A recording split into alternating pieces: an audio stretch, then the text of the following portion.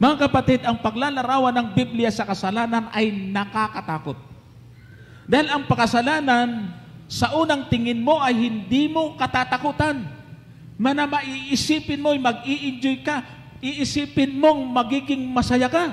Pero bandang huli, ay malalaman mo, niyon pala ay kasalanan. Sa mga nakaka-experience gumawa ng mga pagkakamali, sabi sa ating leksyon ay ginagawa at nandyan ang banal na Espiritu nagpapaalala sa atin. Pero bakit ba napakaraming mga tao ang mas madaling makagawa ng kasalanan kaysa mabuti, katulad ni Apostol Pablo? Tanungin natin ang ating mga sarili, ano ba ang ating mas malimit na nagagawa sa araw-araw, mga kapatid? Mabuti o masama?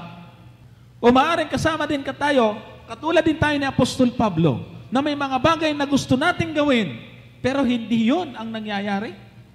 Katulad na sinabi ko po, ang kasalanan ay sobrang mandaraya. Magpapakita ito na napakaganda ng iyong pananaw. Kasi kung si Satanas ay gagawa ng pandaraya at sa una pa lang ay katatakutan mo na, hindi siya makakadaya.